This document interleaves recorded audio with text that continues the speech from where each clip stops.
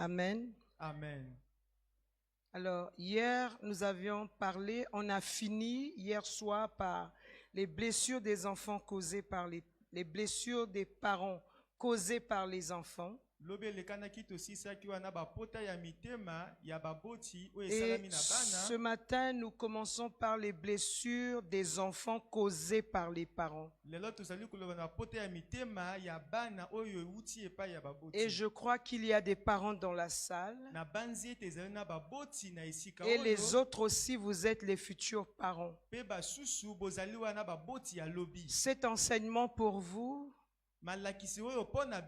vous éviterez de commettre les erreurs que les autres ont commises. Et de ne pas avoir des enfants qui ont des blessures intérieures. De la même manière, la diaconesse hier, elle a réalisé qu'elle a blessé sa mère. Et elle a dit que son père n'est plus, mais elle peut demander pardon à Dieu, demander pardon à sa mère. Et c'est une grâce, vraiment une grâce. Et après l'avoir fait, la mère a béni ses enfants, a exprimé son cœur et a prié pour ses enfants. Cela doit être ainsi pour nous permettre les uns et les autres d'aller de l'avant. J'ai l'habitude de dire à l'église, tu peux développer une souffrance physique, une maladie, mais tu ne vas pas établir le lien entre la maladie que tu as et le comportement que tu affiches vis-à-vis de tes parents. Souvent, on n'établit pas le lien entre ce que nous arrive, alléluia, Amen, et ce que nous avions l'habitude de faire, qui est à l'origine de ce qui nous arrive. Donc notre thème 2B, parce que le deuxième thème avait deux volets. Le premier volet, ce sont les parents qui sont blessés par les enfants. Et le deuxième volet, les enfants qui sont blessés par les parents. Alléluia. Amen. Éphésiens chapitre 6, verset 4. Éphésiens 6, 4. La Bible dit, et vous, pères, n'irritez pas vos enfants, mais élevez-les en les corrigeant et en les instruisant selon le Seigneur.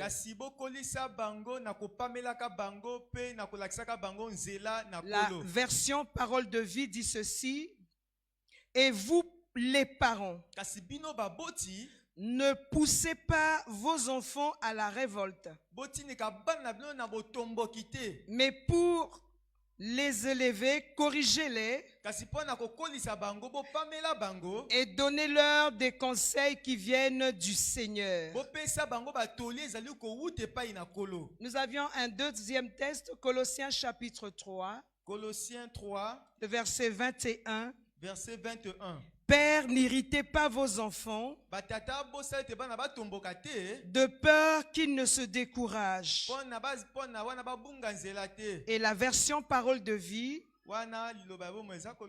parents, n'agacez pas vos enfants, sinon ils vont se décourager. Les blessures des parents causées par les enfants. C'est bien dommage pour les parents qui ne sont pas, les blessures des enfants causées par les parents. C'est bien dommage pour les parents qui ne sont pas dans la salle. Alors nous prenons l'une de nos définitions d'hier de blessures intérieures, parce qu'il ne s'agit pas ici des blessures physiques. Hier nous avions dit que les blessures intérieures sont des séquelles.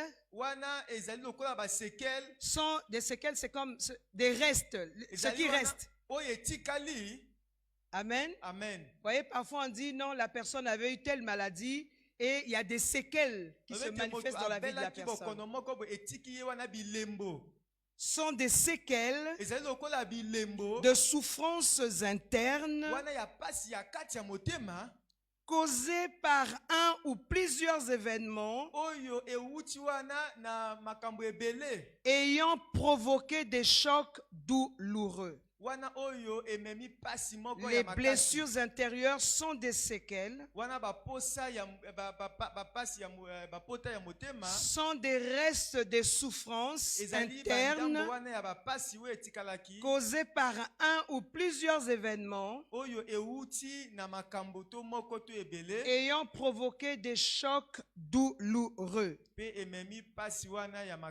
Alléluia. Amen. Les blessures intérieures ou blessures émotionnelles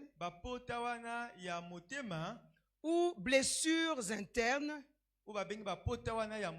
sont causées par plusieurs faits.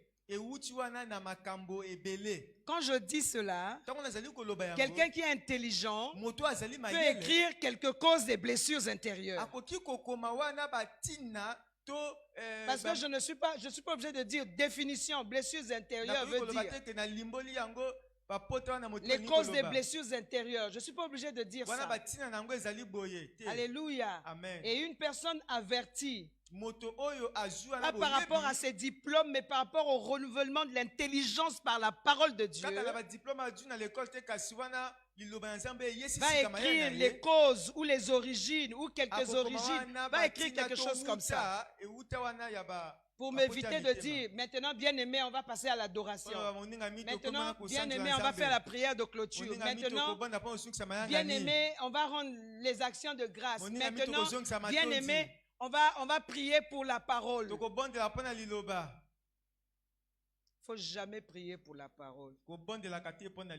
La parole, c'est Dieu. Tu vas prier pour Dieu.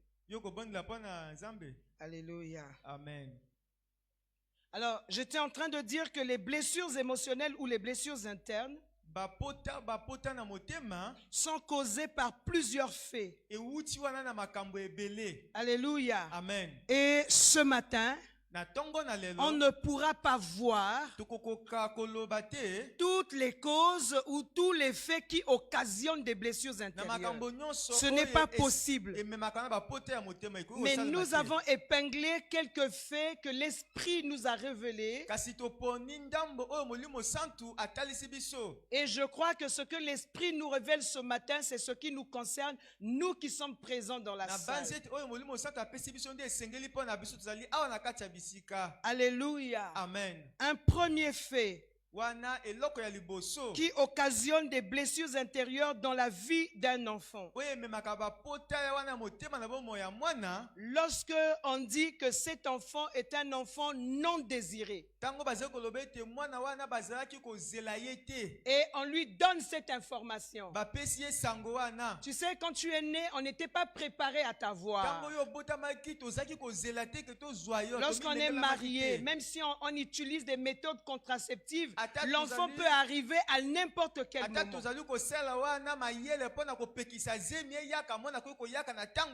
Alléluia. Amen. Et lorsque l'enfant naît dans l'union de mariage, en réalité, chaque enfant devait être les bienvenus.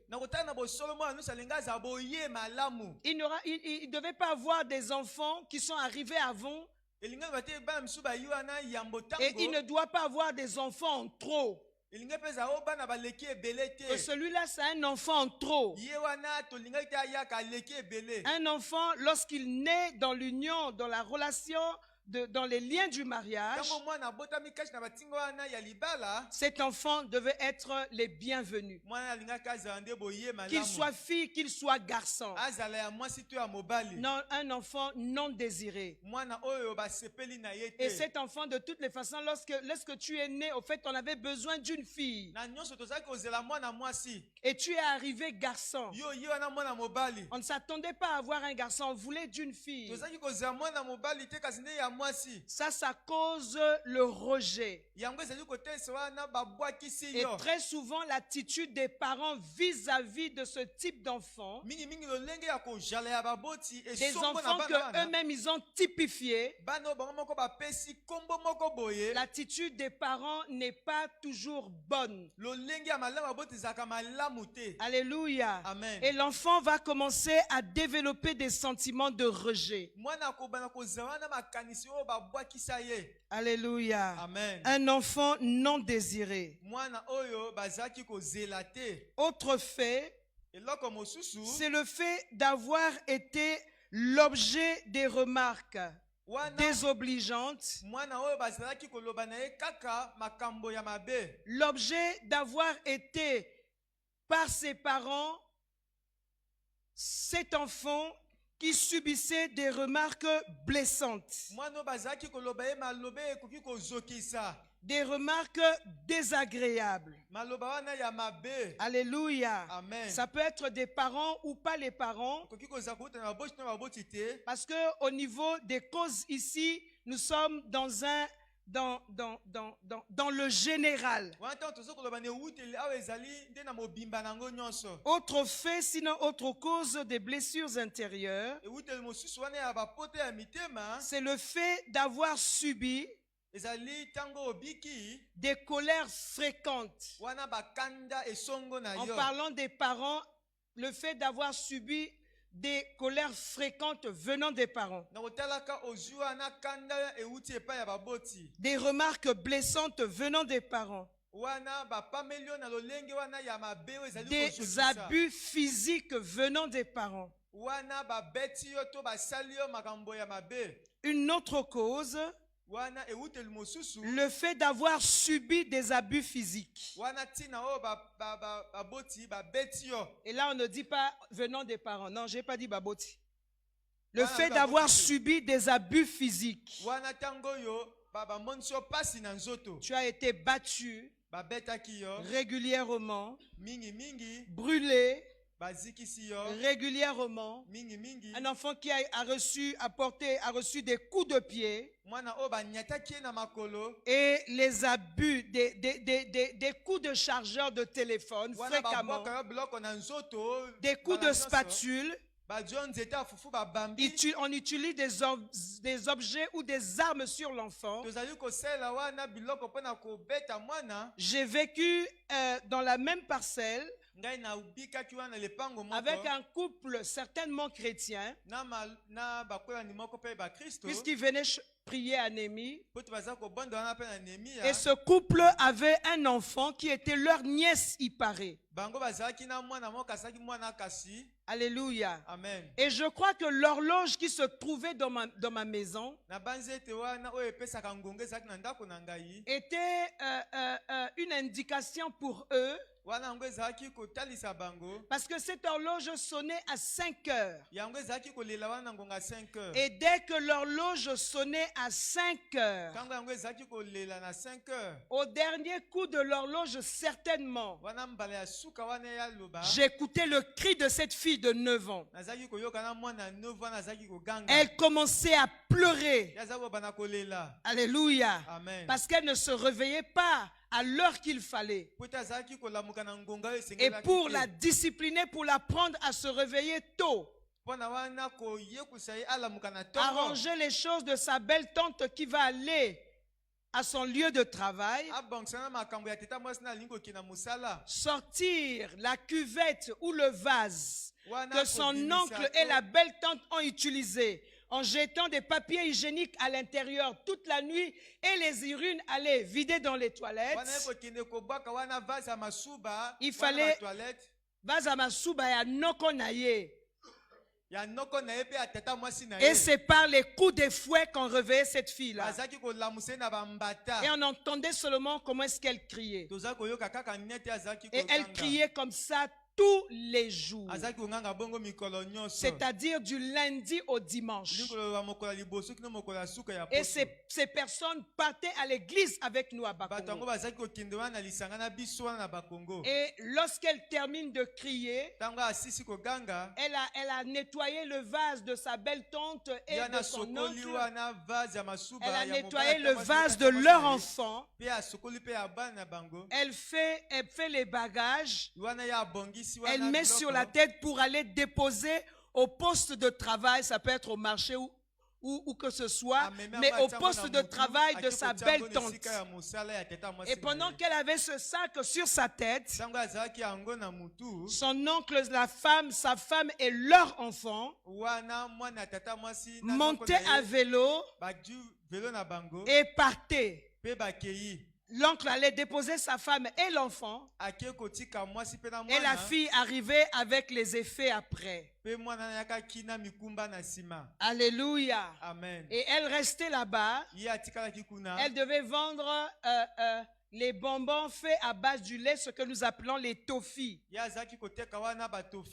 Elle peut vendre les toffis de 3000 francs par jour à raison de 25 francs le prix du tofi. Et si elle perd 25 francs, elle rentre avec 2975. On n'a pas besoin de demander qu'est-ce qui ne va pas, qu'est-ce qui s'est passé. On saura qu'elle a perdu 25 francs ou 50 francs. Parce qu'elle sera fouettée correctement. Et c'était la vie de cet enfant. Je disais que je parlais des causes générales. Alléluia. Amen. Le fait d'avoir subi des abus physiques. Le fait d'avoir subi des abus sexuels.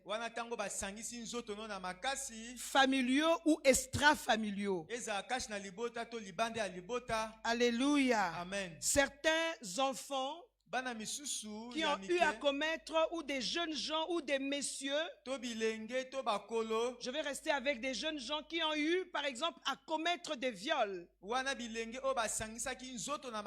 C'est le plus souvent les enfants qui ont été abusés dans leur jeune âge.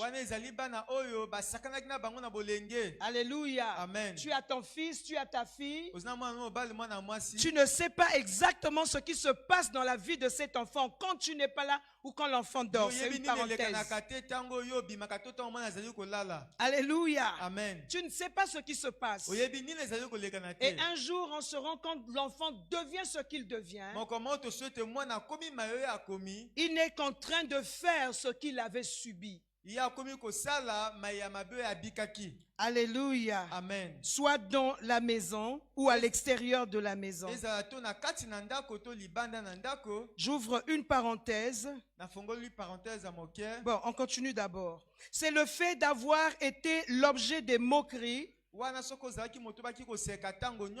à l'école, par exemple. Une autre cause, des blessures internes, les dysfonctionnements familiaux. Alléluia. Amen. Lorsque ça ne fonctionne pas correctement. Les parents qui boivent de l'alcool. Les parents qui se battent, la maison est comme un ring de boxe ou de catch. Une autre cause, le divorce. Alléluia. Amen. Lorsque les parents divorcent, ce sont les enfants qui sont affectés. Parmi autres victimes se trouvent les enfants. Les blessures internes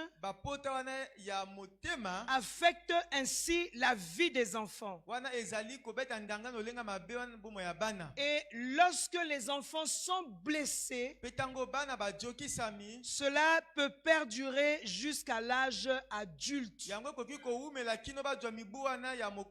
Alléluia. Amen. Vous allez voir des gens qui ont une certaine déformation, qui ont un certain comportement, une certaine façon de faire, une certaine façon de comprendre les choses, parce que ce sont des gens qui ont connu des chocs émotionnels. Ils ont connu des chocs émotionnels dans leur enfance et ils sont devenus ce qu'ils sont. Gloire au Seigneur pour tous ceux qui ont rencontré Jésus-Christ. Parce que le Seigneur nous délivre des blessures internes. La parole de Dieu a la capacité de nous guérir. Alléluia. Amen. Alors nous venons dans notre sous-thème 2B, les blessures des enfants causées par les parents. Dieu nous aide à le finir. L'une des blessures que nous avions épinglées, 1, la tension entre les parents. Lorsque la tension, je ne sais pas quoi, les conflits, les pressions, tension. Pas la tension, non. Okay. Là et puis tension à côté. La tension entre les parents. Lorsqu'il y a, il y a une certaine tension dans la maison. Lorsque les enfants vivent dans cette tension-là, cela va créer un environnement troublant dans le cœur des enfants. Il y a des enfants, quand les parents se querellent, ils se retirent dans la chambre, ils pleurent. Et ce sont des enfants qui pleurent tout le temps. Vous savez que lorsqu'il y a une blessure, c'est un enfant. Et quand la blessure n'est pas traitée, vous voyez, les répercussions des blessures peuvent aller jusqu'à l'âge adulte. Et lorsque la blessure n'est pas traitée, la blessure va s'infecter. Lorsqu'on parle de la blessure physique, et quand la blessure s'infecte, ça entraîne des complications. C'est comme un enfant qui est troublé par l'environnement de leur maison. À cause des querelles multipliées, des mauvaises attitudes du père et de la mère. Ces enfants-là ont des plaies ouvertes. Des plaies qui ne sont pas soignées. Et comme il s'agit des blessures internes, ça ne serait pas des microbes pour qu'on prescrive des antibiotiques. Les blessures internes sont des portes ouvertes aux démons. N'importe quel esprit pourra passer par cette blessure, par le cœur de cet enfant qui souffre. Et cet esprit s'installe. Alléluia. Amen. Le démon n'a pas besoin d'attendre que l'enfant ait 20 ans pour qu'il commence à le détruire. Dès que les parents donnent la possibilité, que ce soit l'esprit de prostitution, l'esprit vient s'installer en disant à la jeune fille, en disant au jeune garçon, tu vois, se marier, ce n'est pas une bonne chose. Parce que si tu te maries, tu vas souffrir comme ton père et ta mère. Ce qu'il y a à faire, c'est de coucher avec les hommes seulement. Comme ça, toi, tu pourras faire souffrir les hommes comme tu es une fille. Il ne dit pas à cette fille-là, tu vas attraper une maladie, tu auras le sida. Il ne dit pas à cette fille-là que tu seras une prostituée. Il ne dit pas à cette fille-là, à cause de ce que tu deviendras, les gens vont te rejeter. Il lui dit, regarde comment ta mère souffre. Regarde comment ton père souffre. Le mariage, tu vois bien que ce n'est pas une bonne chose. Lorsqu'il y a un démon installé, il appellera un autre. Et cet enfant grandira avec cette souffrance. Les hommes qui battent leurs femmes. Les hommes qui se chamaillent avec leurs épouses. Des foyers qui ont un environnement malsain pour les enfants. Parents, essaient de faire attention. Lorsque vous êtes dans vos querelles, après va jeter un coup d'œil. Regarde la mine de tes enfants. Et il y en a les enfants qui sont tellement fragiles, parfois il va se cacher même sous le lit. Et il y a des enfants, parfois ils commencent à grelotter, ils tremblent. Seulement parce qu'il a vu les parents en train de se quereller. Mais il y a des parents qui sont là-dedans. Alléluia. C'est leur quotidien. Tous les jours, ils se querellent. Il y a un environnement troublant dans leur maison. Et c'est des plus petits, c'est des plus fragiles qui souffrent de cela. Sachez que chaque fois que vous le faites, vous permettez aux esprits de s'installer dans vos enfants et de les détruire. Les parents qui se battent devant les enfants, qui s'insultent devant les enfants, le père qui tape la mère devant les enfants. Le message qui est donné aux enfants, c'est que le mariage est une mauvaise chose. Une autre blessure des enfants causée par les parents. Le refus des parents d'admettre leurs erreurs. Alléluia. Il est arrivé à certains parents plusieurs fois. Il peut engueuler l'enfant, même le punir. Et après, il se rend compte que c'est à tort qu'il était engueulé son enfant. Mais il ne demandera pas pardon à son enfant.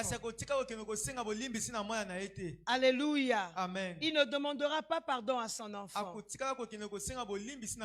Je vais vous dire quelque chose qui m'est arrivé. J'étais à l'étranger et il y a eu une perte d'argent dans ma maison.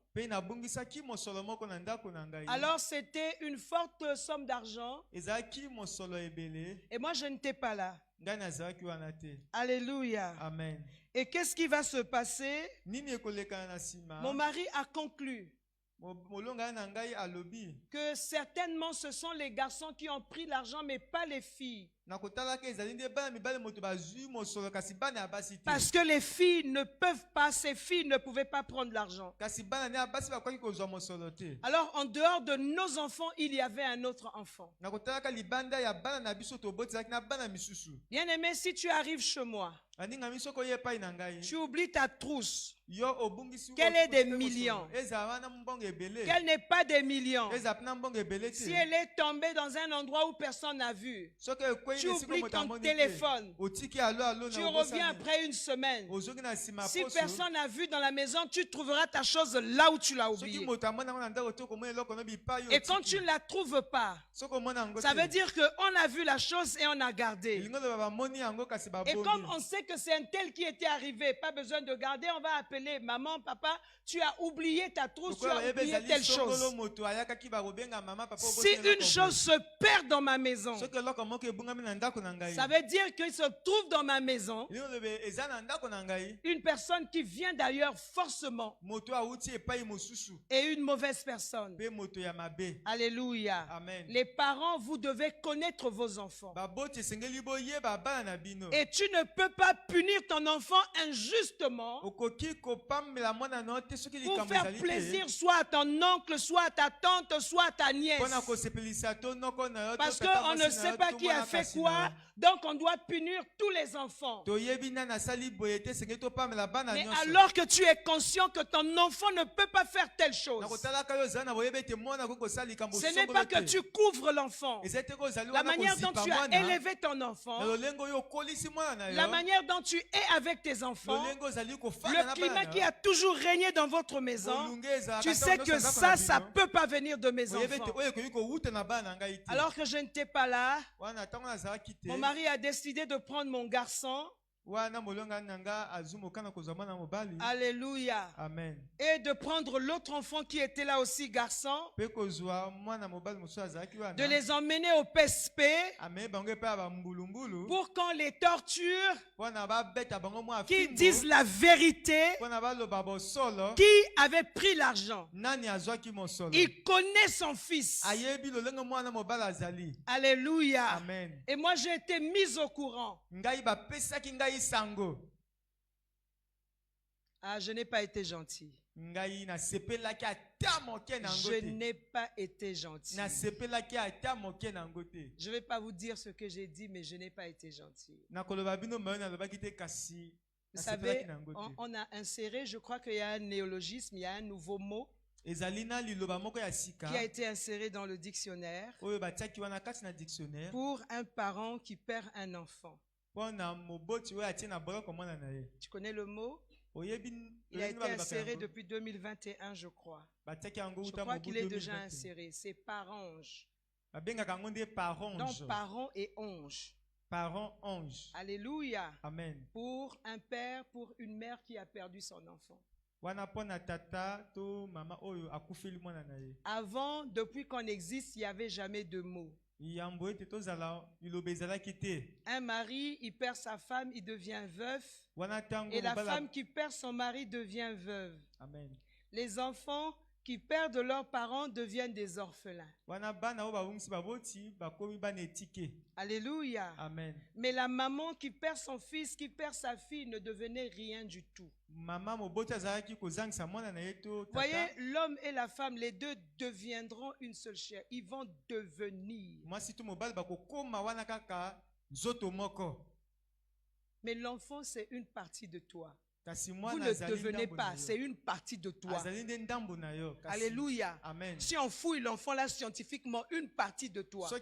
Parfois même dans son parler, une partie de toi. Sa façon de marcher, une partie de toi. Et il n'y avait pas de mots pour expliquer la perte d'un enfant. Mon fils, au PSP, torturé, pour vol d'argent, pour qu'ils disent la vérité. J'ai dit, il ne faut pas essayer. Parce que si cela arrive, alléluia. Amen. Et j'ai dit à mon mari, tu sais que ton fils n'a pas volé. Il faut même pas, il faut pas rêver. Au fait, il faut repartir, il faut annuler tout ça. Le reste, je ne vous dis pas. Ce qui est sûr, je n'ai pas été gentil. Et je suis rentré. J'ai appelé un policier à la maison. Je l'ai dit de parler à mon bel-neveu qui était là. Parce que mon mari donc ne les avait plus emmenés au PSP. Et le policier a commencé par dire, je ne peux pas t'interroger ici. Il ne savait pas. Le monsieur est arrivé, on l'a fait sortir.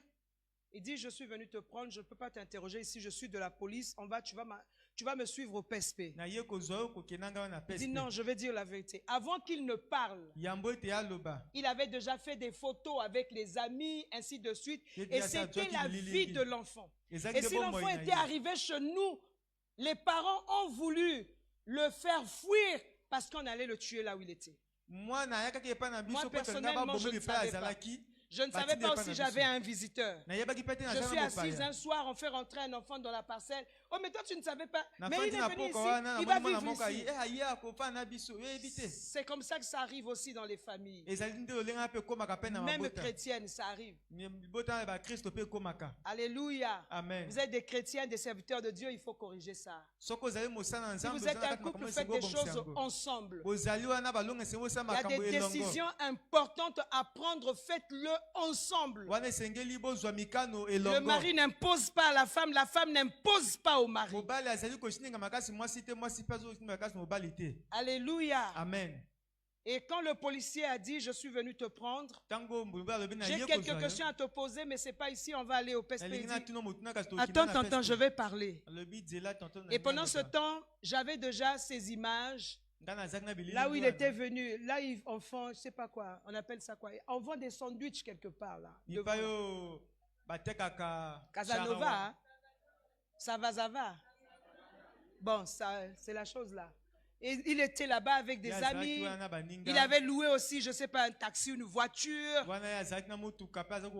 Et les enfants aussi avaient déjà vu ces images, ils étaient scandalisés. Il a posé la question, petit, tu as pris l'argent? Il dit, oui, j'ai pris l'argent. Tu as pris combien? Il a donné le montant. Est-ce que c'est la première fois? Il dit non. J'ai l'habitude de prendre l'argent dans le sac de maman. Mais comment tu prends l'argent dans son sac alors qu'elle a son sac avec elle? Il dit, je prends l'argent dans son sac quand elle rentre dans la douche. Quand elle rentre pour se laver, moi je rentre, je soutire l'argent. Combien tu prends? Parfois 30 000, parfois 40 000. Et maman ne le sait pas, non. Elle n'a jamais su que je prends l'argent dans sa trousse. Et donc l'argent qui est perdu, c'est toi qui avais pris, oui. Moi je savais que c'est lui qui avait pris. Je n'étais pas là, j'étais à l'étranger, mais je le savais.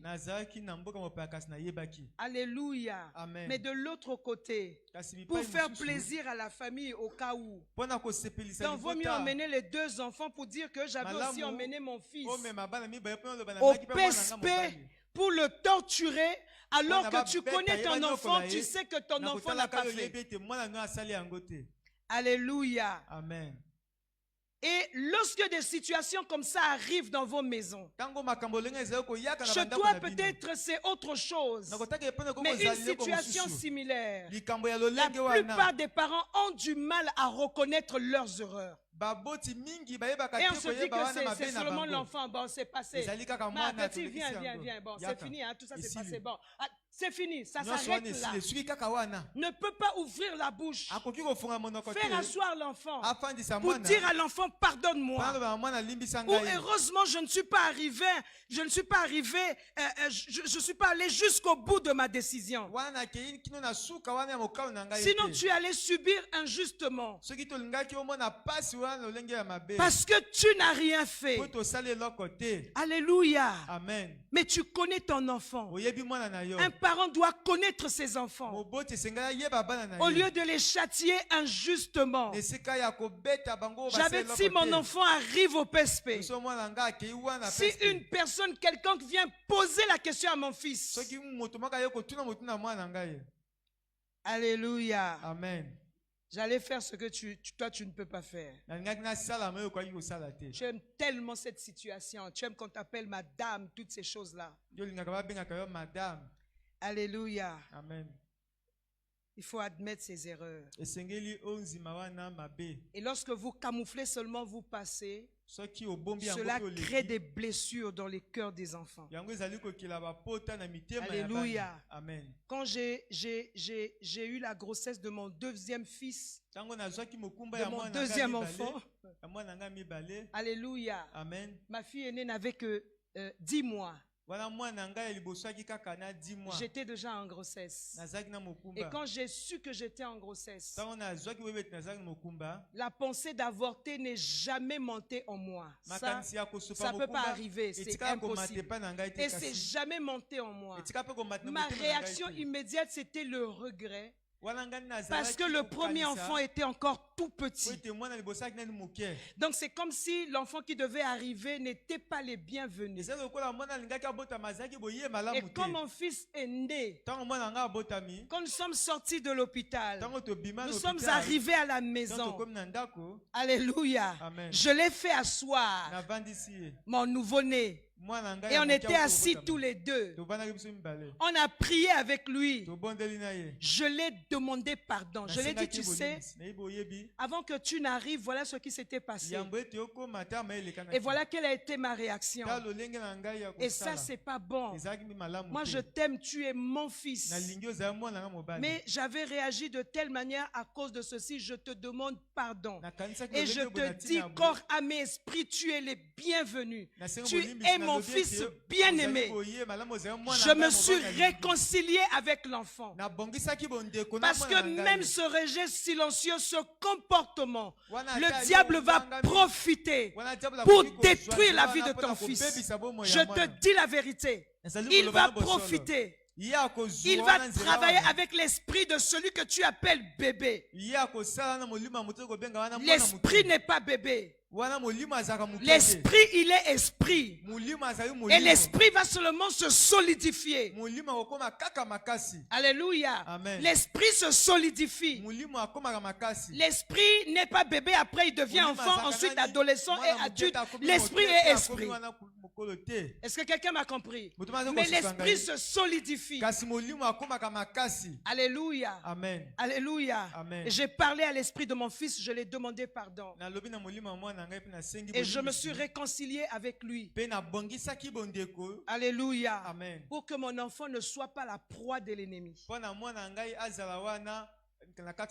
Combien de parents ont commis des erreurs? On fait du tort aux enfants injustement.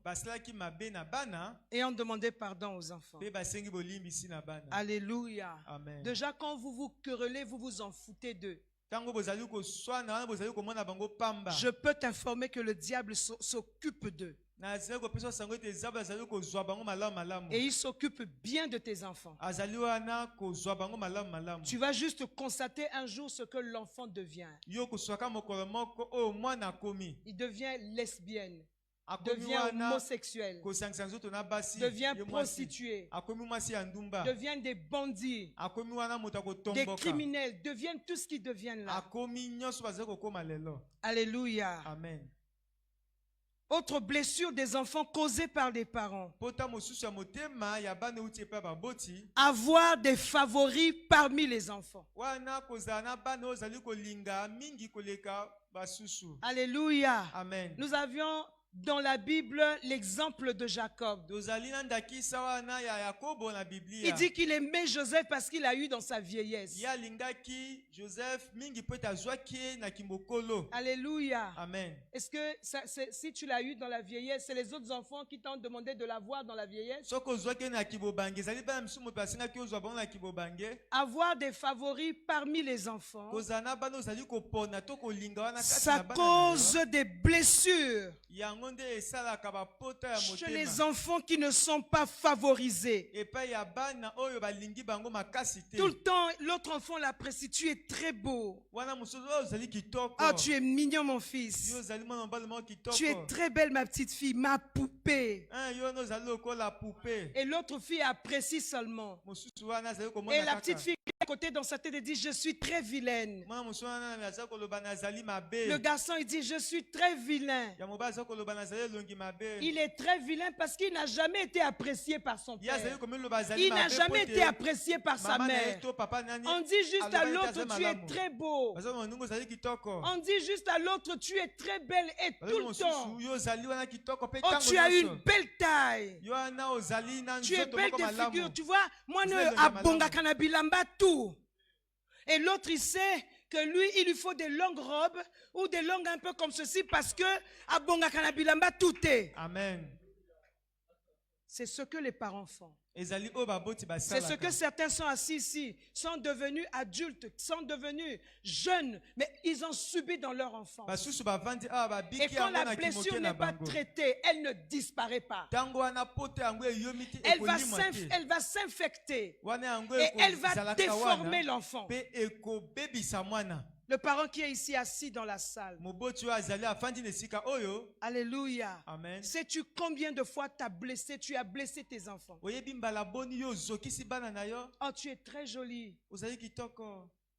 Oh, j'aime bien ta taille. Tu as des beaux cheveux. L'autre fille comprend qu'elle n'a pas de beaux cheveux. Et comme je n'ai pas de beaux cheveux, je vais toujours mettre des chapeaux. Parce que je n'ai pas de beaux cheveux. Maman avait dit ça. Mais quand est-ce que je l'ai dit? Quand tu disais à l'autre, tu as des beaux cheveux. Oh, tes cheveux sont soyeux. Oh, tu as des beaux cheveux. Tu as un beau corps. Donc moi, j'ai un vilain corps. On apprécie certains enfants des favoris. On sort avec cet enfant-là. L'enfant préféré, l'enfant qui est joli. Parce que quand les gens... Oh, ben c'est une belle petite fille. C'est un beau petit garçon. Et l'autre, tu le caches. Qui l'a enfanté? S'il ne ressemble pas à toi, il ressemble à son père. Dites-moi, qui l'a enfanté? Est-ce que c'est un enfant qui vient d'ailleurs? Et si cet enfant-là est vilain, mais c'est qui te ressemble? C'est ton visage. Regarde bien l'enfant. Regarde bien l'enfant que tu dis vilain, là, c'est ton visage. C'est ta photocopie. Les fois où tu as commis des erreurs de sortir avec cet enfant-là, les gens étaient toujours à dire, hey, papa, maman, oh, photocopie na yo penza, hein? Mais dans le cœur, tu veux que l'autre soit ta photocopie. Vous blessez les enfants. Vous blessez les enfants. C'est ta photocopie si tu ne le sais pas. Alléluia. Amen. Lorsque les parents ont des enfants favoris, c'est cet enfant avec qui on sort. Les autres enfants, on les envoie. Mais celui-là, c'est pour le beau petit enfant, c'est pour les sorties. Les autres, c'est pour envoyer aller acheter des choses à longueur de journée. C'est ton propre enfant. Alléluia. Amen. On le présente aux gens, l'enfant favori. Et on donne plus à cet enfant. Alléluia. Amen. Donnez plus à cet enfant. Un jour, j'ai failli vivre quelque chose. Il n'y a pas longtemps, je parlais avec mon fils. Je crois qu'on parlait des jouets. Parce que moi, quand mes enfants étaient petits, moi, je ne connais pas cette histoire où on achète les jouets à Noël. Je ne connais pas ça. Je n'ai pas connu ça. Parce que chaque fois que je bougeais, je ramenais des jouets. Et il y a une boutique, il y avait une boutique au centre-ville, je crois que c'est Méli Mélo. Et au mois de juillet, août, ils faisaient le solde des jouets qu'ils ont vendus en décembre. Et moi, j'ai acheté les jouets des enfants. Alléluia. Amen. Récemment, je ne sais pas, il y a 2 ans ou 3 ans, on parlait des jouets. Je parlais avec mon fils. Il me dit, mais tu sais, en ce qui concerne les jouets, je ne sais pas de quoi on parlait. Il dit, chaque fois que moi j'avais 2 jouets, les filles en avaient 3. Il me le dit maintenant qu'il est majeur. Alléluia. Amen. Quand j'avais 3 jouets, les filles en avaient 5. Et je suis resté calme. Il disait la vérité. Mais il fallait que je corrige ça. Alléluia. Amen. Il y a et les jouets et les habits. Je l'ai dit, jeune homme, tu sais, quand je t'achète un jouet, je t'achète un hélicoptère où tu mets les piles quelque part, tu commences à faire ceci, il y a une télécommande. Ça monte, ça va même au-delà du mur de la parcelle. Tu peux téléguider ton avion et jusqu'à ramener à la maison. Ça me coûte par exemple 75 000. Et 75 000 chez les filles. Je trouve un truc en plastique comme ça, il y a des marmites, il y a des assiettes, ça coûte 6 000 francs. C'est comme ça que tu vas trouver, ils ont beaucoup de jouets, mais leurs jouets n'ont pas la valeur de tes jouets. Et généralement, les choses des garçons reviennent plus chères que les choses des filles. Et j'ai essayé de lui expliquer ça pour qu'il comprenne que ce n'était pas une injustice, mais c'est que ces choses étaient plus coûteuses que les choses des filles. Alléluia. Amen. Ceux qui vont devenir parents, ou ceux qui sont parents comme moi, en ce qui concerne le vêtir et même les jouets, vous allez trouver tout pour les petites filles. Peut-être aujourd'hui ça a changé. Mais les jouets des garçons, des motocross, je ne sais pas quoi, c'est plus cher qu'une poupée. Alléluia. Amen. Parce que la poupée, tu peux trouver à tous les prix. Et j'ai bien expliqué à mon garçon pourquoi parfois il pouvait constater que lui, il avait 3 jouets, les filles en avaient 5. Parce que ces jouets avaient plus de la valeur que les jouets des filles. Et dans leurs choses qui n'ont pas de valeur, elles pouvaient se retrouver avec plusieurs choses. Et les choses des filles aussi, valeur ou pas valeur, les choses des filles sont moins chères que les choses des garçons. Peut-être que ça a changé aujourd'hui. Vous savez pourquoi j'ai dit ça? Vous savez pourquoi j'ai dit ce que je viens de dire là?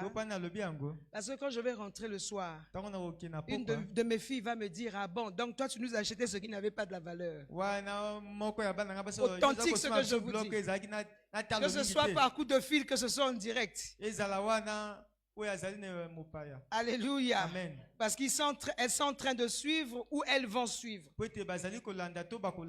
Autre chose, bien aimé, qui cause les blessures chez des enfants, le refus de les écouter. Parfois, les enfants désirent dire quelque chose, mais les parents ne donnent pas l'opportunité. Parfois, l'enfant est en train de subir certaines choses et veut trouver une occasion pour expliquer à son père, pour expliquer à sa mère. Mais la maman ne veut rien savoir. Alléluia. Amen. On ne donne pas l'opportunité aux enfants de parler. Et parfois ce sont des enfants qui sont abusés dans leur propre maison. Des enfants peuvent être abusés par les neveux et les nièces qui vivent dans ta maison, qui sont gentils lorsque vous êtes là, mais ils peuvent abuser les enfants physiquement.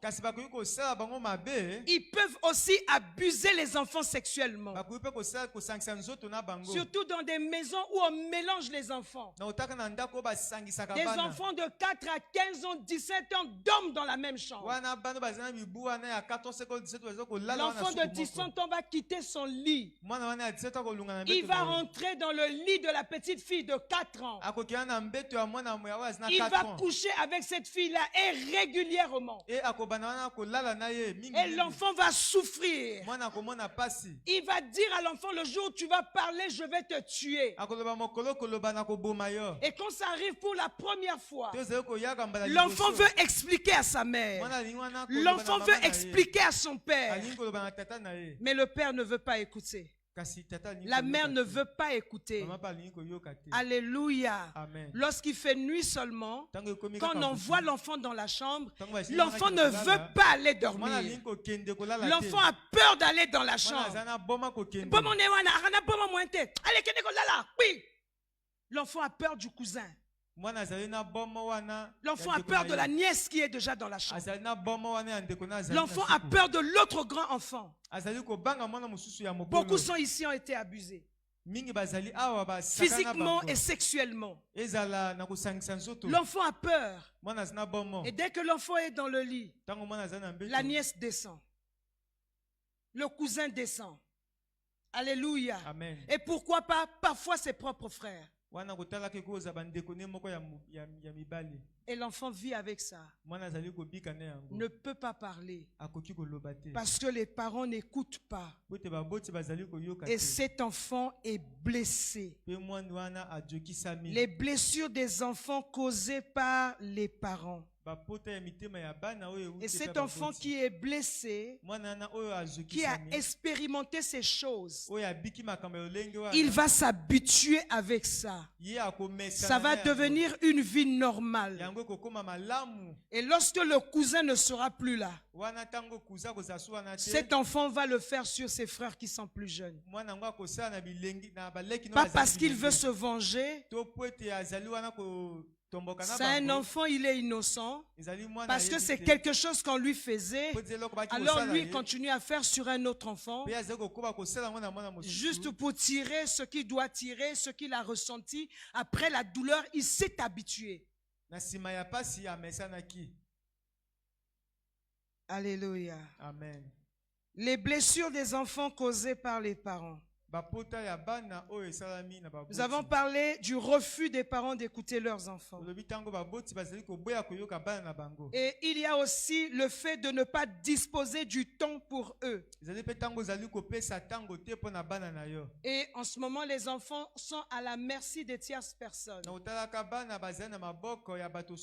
des gouvernantes de la maison, des domestiques ou d'autres personnes encore, la famille. Pas de temps pour discuter avec ses enfants. Lorsque tu sors, tes enfants dorment. Lorsque tu rentres, tes enfants dorment. Tu n'as pas de temps pour eux.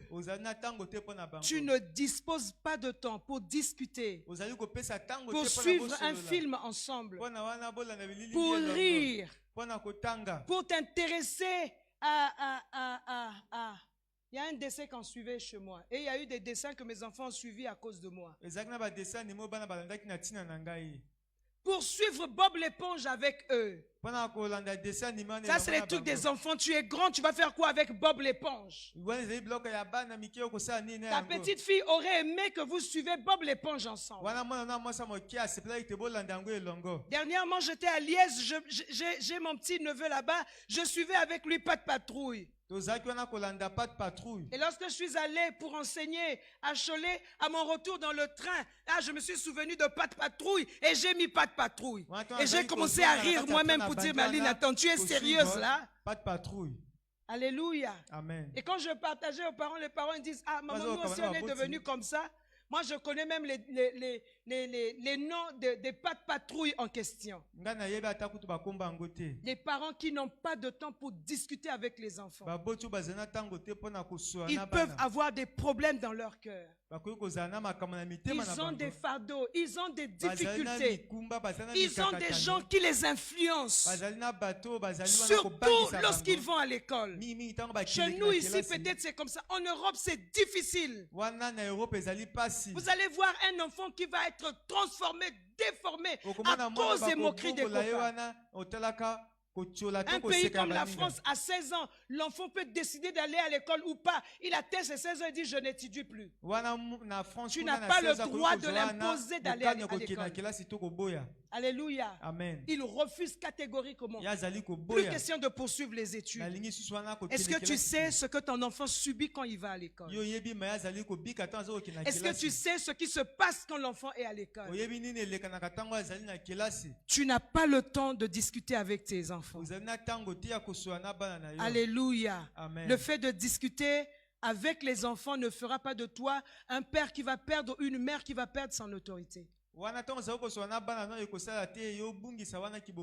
Lorsque les enfants échangent avec les parents, ils trouvent vraiment en eux une couverture. Les enfants trouvent des personnes confiantes à qui ils peuvent dire certaines choses. Autre point, taxer leurs problèmes ou besoins de caprice. Taxer leurs problèmes ou besoins de caprice. Lorsqu'ils ont des besoins, lorsqu'ils ont un problème, on appelle ça par caprice. Ah, ce sont des caprices. Un autre point, réduire les enfants au silence. Un autre point encore. Les enfants n'ont pas le droit à la parole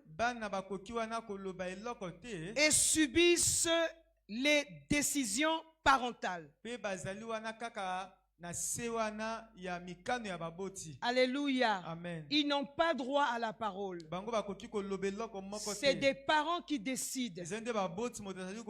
Alléluia. Amen. Si on donne la parole aux enfants, quelqu'un m'avait dit, ça va être la démocratie dans la maison. Or, dans la démocratie, s'il y a la démocratie dans le foyer, c'est les enfants qui vont gagner parce qu'ils sont plus nombreux. Et papa n'est qu'avec maman. Donc il n'y a pas de démocratie, les parents décident. Alléluia. Amen. Ils n'ont pas droit à la parole. Ils subissent la décision parentale. Parce que si à la démocratie on dit on va voter ce qu'on va manger, du lundi au dimanche on va manger les cuisses de poulet ou les poulets.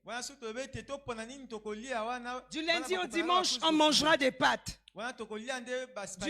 Du lundi au dimanche, on mangera des saucisses. Alléluia. Amen. Ça serait ça. Il dit donc, ils n'ont pas droit à la parole. Et c'est les parents qui décident à leur place. Et voilà le diacre qui décide pour ses enfants. Oui, oui, le diacre, parce qu'il y a beaucoup de diacres mariés dans cette église. Ou les diacres qui ont des enfants. Alléluia. Amen. Les anciens aussi. Les parents n'ont pas droit, les enfants n'ont pas droit à la parole. Et voilà papa diacre quand il rentre, il dit à ses enfants, bon, vous êtes déjà en vacances depuis 2 jours. Je viens de rentrer, j'ai avec vos billets ici. Et faites vos valises demain. Après-demain, vous irez à Pointe-Noire chez Tantine. Il y a un enfant qui dit, papa, moi je ne vais pas aller, j'ai pas envie. Papa, est le festival de la parole, moi je suis à Ibaliko. Moi je vais danser à le festival, moi je ne peux pas aller pendant qu'il y a le festival. J'ai déjà pris des billets, ce que j'ai dit c'est ce qui va se faire. Après-demain, vous partez à Pointe-Noire.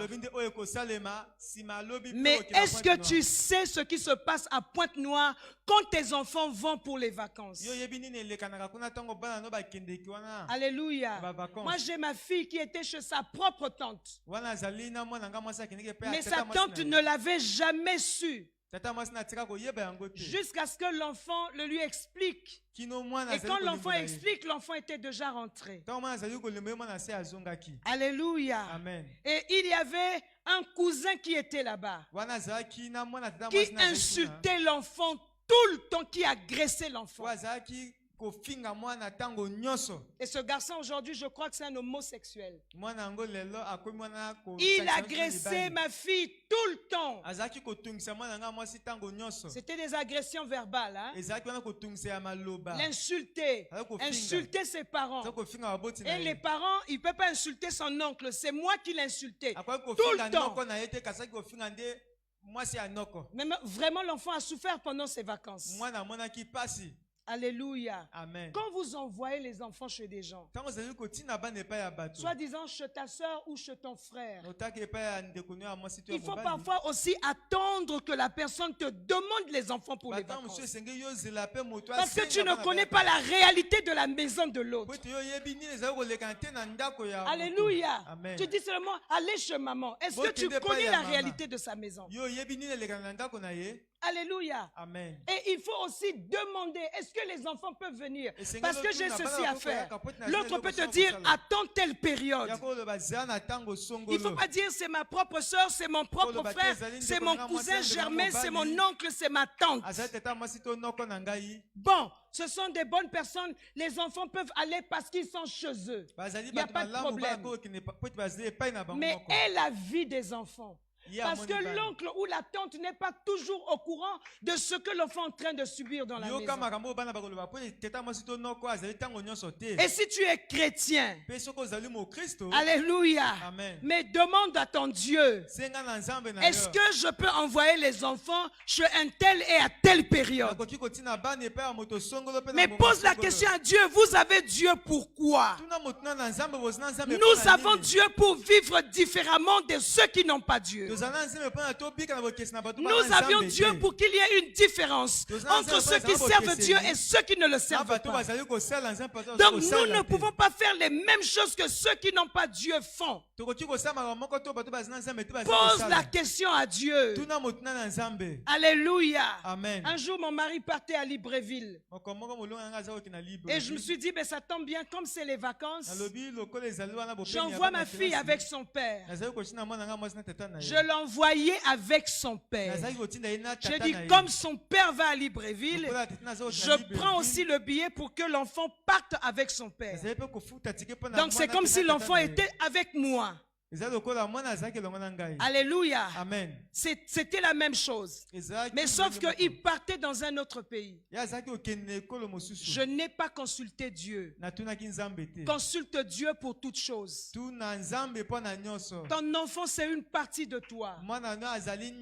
Et quand tu fais souffrir tes enfants par tes erreurs, alléluia. Bien-aimé, tu risques de le regretter amèrement toute ta vie. Et l'expérience que ma fille a connue au Gabon. Alléluia. Amen. Je n'ai jamais parlé de ça. Si je parle de ça, je donne tous les détails. Je finirai par fondre en larmes. Je n'avais jamais parlé de ça pendant une bonne durée, pendant un bon moment, sans finir aux larmes. Ma fille est partie avec son père. Arrivé à l'aéroport, le papa a été bloqué. Et l'enfant est passé. Alléluia. Amen. Et l'enfant devait être accueilli par des gens. Une famille des bien-aimés en Christ qui devait recevoir mon mari pour la première fois et qui ne s'était pas préparé à recevoir mon enfant. Il devait recevoir le pasteur qui était allé travailler. Bloqué à l'aéroport de Léamba parce que c'était un homme de Dieu. Il est revenu au Congo et ils ont dit qu'on va faire d'autres papiers rapidement pour qu'au bout de 2 semaines, le pasteur arrive. Il a fait 2 mois pour repartir. Et mon enfant n'avait que 9 ans. Lorsque je l'ai vu revenir, elle était bien tressée. Elle était propre. Elle était bien habillée. Mais elle avait maigri. Elle avait beaucoup bruni à cause de l'amaigrissement. Mais bien tressée, bien habillée. Mais ce qui m'avait interpellé à l'aéroport, c'était son apparence physique.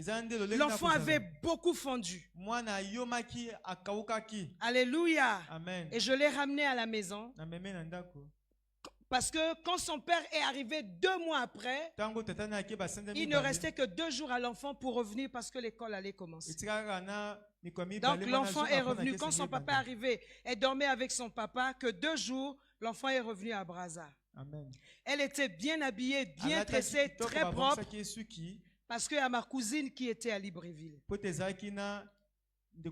Mais ma cousine ne disposait pas le temps pour prendre l'enfant. Et ma cousine n'avait pas reçu l'information de ce que l'enfant subissait. Tous nous avions reçu l'information après. Je vous épargne certains détails. Moi, ma fille, là où elle était, les enfants de cette maison, une fille particulièrement, disait à ma fille, il ne faut jamais t'asseoir sur les fauteuils, tu es sale. Tu dois t'asseoir sur le tapis. Alléluia. Amen. Pour suivre la télé. Et elle pouvait suivre la télé là si vraiment il n'y avait personne. Alléluia. Amen. Et tellement agressée par cette fille, elle ne s'asseyait plus dans la maison. Il y avait un cabri là-bas. Le cabri là était devenu son ami. Et tellement elle s'est familiarisée, elle vivait avec le cabri. Toujours avec le cabri, elle avait la gale sur son corps. Alléluia. Amen. Mais les personnes qui ont accueilli ma fille, c'est-à-dire le père et la mère, n'étaient pas au courant des tortures de ce que l'enfant subissait. Alléluia. Amen. Et lorsqu'il y avait une fête à la maison, il y a eu une fête, on l'a envoyé, on l'a enfermé dans la chambre. Il y a eu une cousine de ses enfants qui était arrivée. une fille, il dit à ma fille, si tu veux boire du jus, on te donne le jus de la fête. Si tu veux que je te donne du jus, une fille de 14 ans, il demande à ma fille d'avoir des rapports sexuels avec elle. Une fille de 14 ans. Pour qu'on puisse lui donner aussi un verre de jus. Sinon, il va rester dans la chambre. Elle était enfermée dans la chambre. Alléluia. Amen. Et les parents qui étaient là ont voyagé, ont fait un déplacement de 2 ou 3 jours. Et lorsqu'ils ont fait le déplacement, ma fille de 9 ans est restée avec les enfants de cette maison. Et dès que les parents sont partis le matin, le soir, ces filles aussi, les enfants qui étaient là, ont pris leur clic et clac. Ils sont partis. Chez leurs cousins, chez leurs frères, ils sont partis. Et la parcelle où vivait l'enfant, prends cette parcelle, la parcelle de maman Colette, les parcelles qui sont ici, les parcelles qui sont là-bas. C'était très très grand. Et tout n'a jamais été exploité. Les enfants là aussi ont fermé la maison à clé. Elles sont parties. Israël, 9 ans, est resté dehors dans la cour avec le gardien de la parcelle. Alléluia. Amen. Dieu, c'est un Dieu d'amour. Cet homme, il pouvait violer l'enfant. Et lorsqu'il faisait nuit, l'enfant est venu rester à côté du gardien. À un moment donné, épuisé, elle s'est allongée et commençait à s'endormir. Elle commençait à s'endormir. Et le gardien commençait à caresser la petite fille qui était couchée. Elle n'avait que 9 ans. Elle s'est sentie en danger. Elle s'est levée. Elle est partie sur la terrasse de la maison. C'est là où elle a dormi. 2 jours ou 3 jours. Avant que ses parents ne reviennent, les filles sont revenues la journée. Israël est reparti dans la maison. C'est juste l'ébauche. Il y avait des choses pires que ça. Mais le Dieu de grâce a gardé cet enfant. Et le jour où ma cousine a visité l'enfant là où elle était, dès qu'elle est arrivée, on l'a appelée. On l'a dit que c'est ta tante, la grande sœur de ta maman. Ma fille n'a jamais vu ma cousine là dans le passé. Elle a couru. Elle est partie prendre ses habits et dit aujourd'hui là je ne reste pas. Mais quelqu'un est venu te voir seulement aujourd'hui, vient du travail. Je ne reste pas, je vais partir. Elle a refusé de rester. Elle a refusé. Et ma cousine aussi n'avait pas de temps. Étant secrétaire de l'épouse du président, elle n'avait pas de temps. Elle a pris l'enfant. Elle dit non, laissez-la, je vais seulement avec elle. Elle est partie avec l'enfant. Et dès qu'ils arrivent à la maison, c'était un coup de fil. On l'a appelé au service. Il dit bébé, tu vas rester, je vais partir. Là, on m'appelle au service. Pour l'enfant, ce n'était pas son problème. Qu'elle reste seule, qu'elle reste comment, au moins elle était avec sa tante. Parce que vraiment, là, c'était l'histoire du sang et c'était le sang qui parlait. Elle est restée là chez sa tante. La tante a appelé la voisine, les propriétaires de la parcelle là où elle louait. Il dit, vraiment, veillez sur l'enfant, je vais revenir. Elle n'a pas mis du temps au service, elle est revenue. Alléluia. Amen. Et quand elle est rentrée comme ça, ma fille n'aime pas le chocolat. Peut-être qu'elle en mange maintenant aujourd'hui. Elle n'aimait pas les bananes frites. Peut-être qu'elle en mange maintenant. Parce que quand ma soeur rentre, elle va faire une assiette comme ça, où l'enfant peut manger jusqu'à avoir mal au ventre. Elle emmène des palettes comme ça de chocolat. Pour l'enfant, elle s'est retrouvée chez elle à la maison. Et ma cousine avait un monsieur qui était devenu plus tard le père de ses enfants. Cette nuit-là qu'il a visité. Et ma cousine avait déjà arrangé la chambre pour la fille. Elle l'a appelé, elle a mis tout ce qu'il fallait. Il dit, tu vas dormir ici. La fille dit, jamais.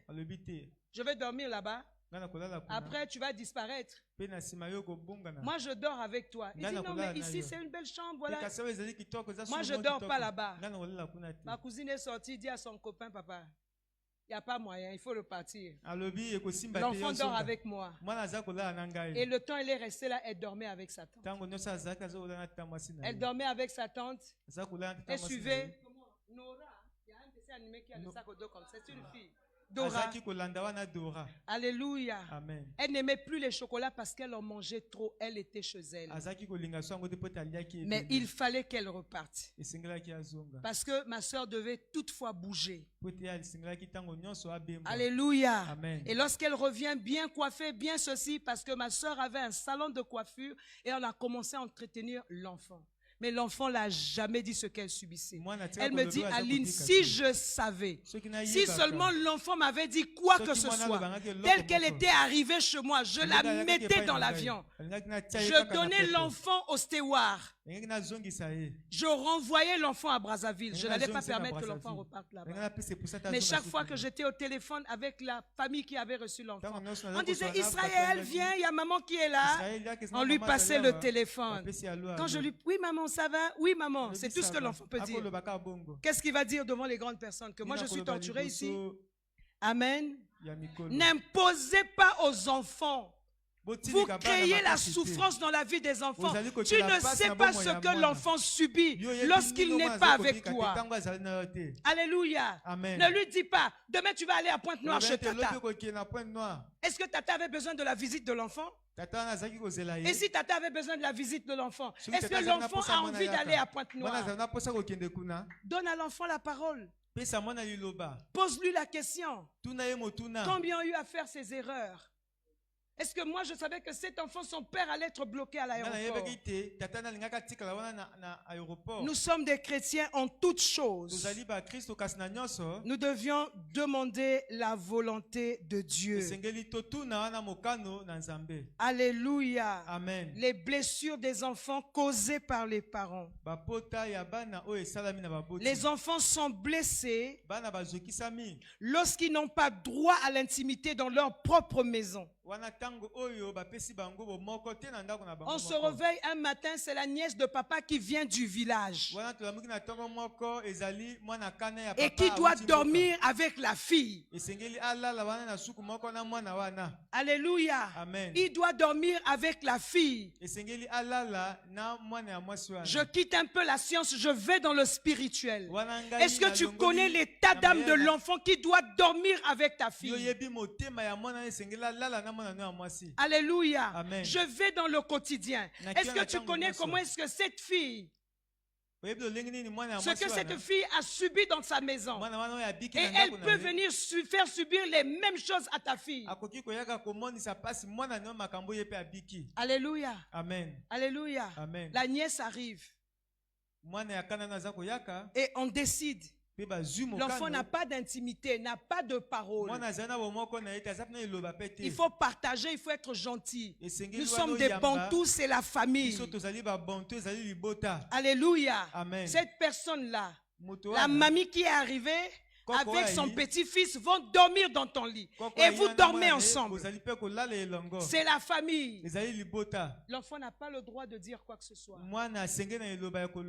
Est-ce que tu connais à quel moment ton enfant sera contaminé? Chaque fois qu'il y a des gens qui passent chez vous, ils dorment dans la chambre de vos enfants. Ils dorment avec vos enfants. Alléluia. Amen. Parce que nous sommes des Africains. Alléluia. Amen. Nous sommes des Africains, c'est comme ça la culture africaine. Alléluia. Amen. On n'a pas besoin de savoir ce que l'enfant peut subir spirituellement, mentalement, physiquement. On n'a pas besoin de savoir ce qui peut arriver aux enfants. Les blessures des enfants causées par les parents. La négligence. On néglige ses enfants.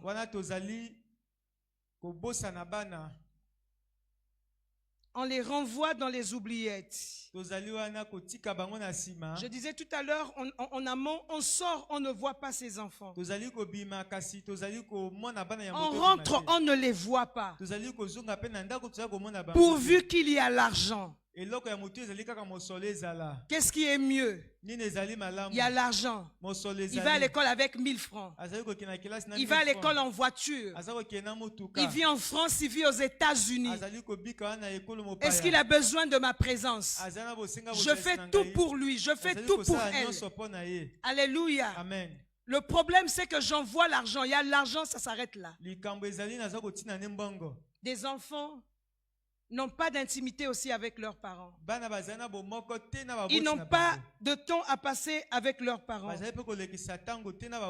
Ils sont négligés. Vous savez, moi, il y a eu des magasins aujourd'hui que je connais ces magasins par ma fille. Parce que ce n'est pas des magasins que j'ai l'habitude de fréquenter. Elle m'emmène, je ne sais pas, à Seiya, à H&M, à je ne sais pas quoi. J'y vais parce que je l'accompagne et je choisis des choses avec elle. C'est des endroits que je n'ai pas l'habitude de fréquenter. Parce qu'on n'a pas les mêmes boutiques. Mais j'y vais parce que je l'accompagne. Est-ce que toi, tu peux accompagner ta fille au marché de Potopoto?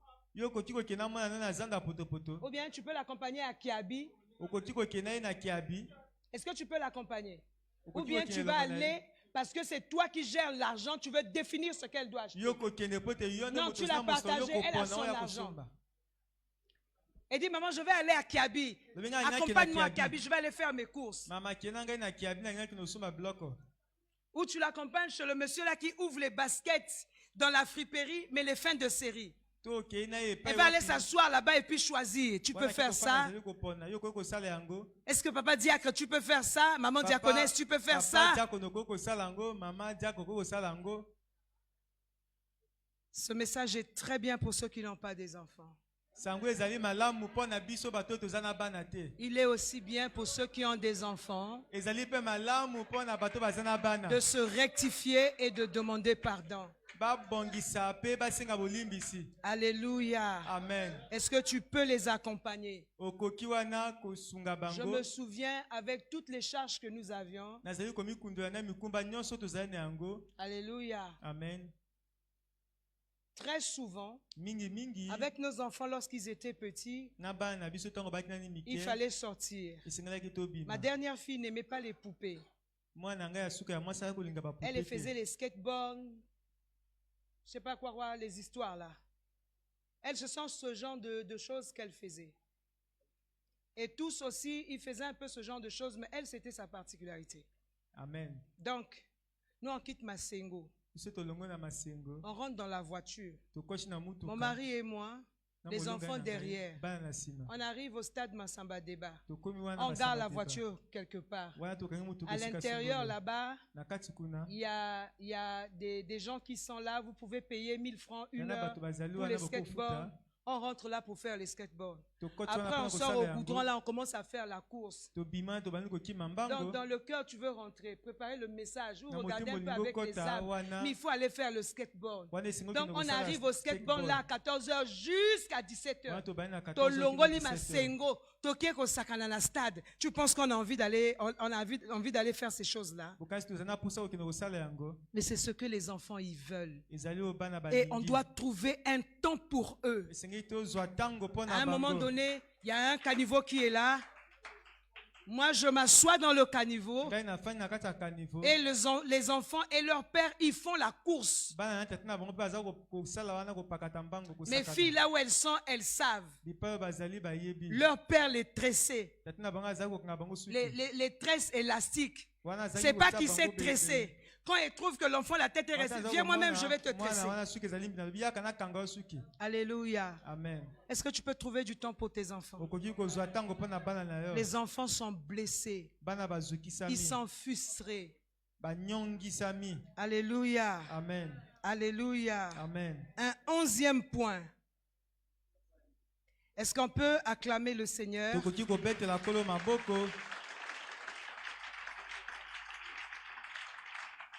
Acclame le Seigneur.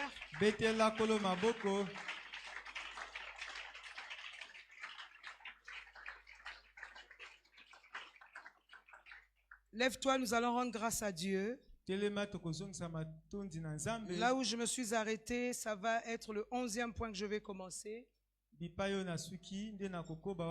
c'est ce que nous allons partager tout à l'heure au deuxième culte. Et comment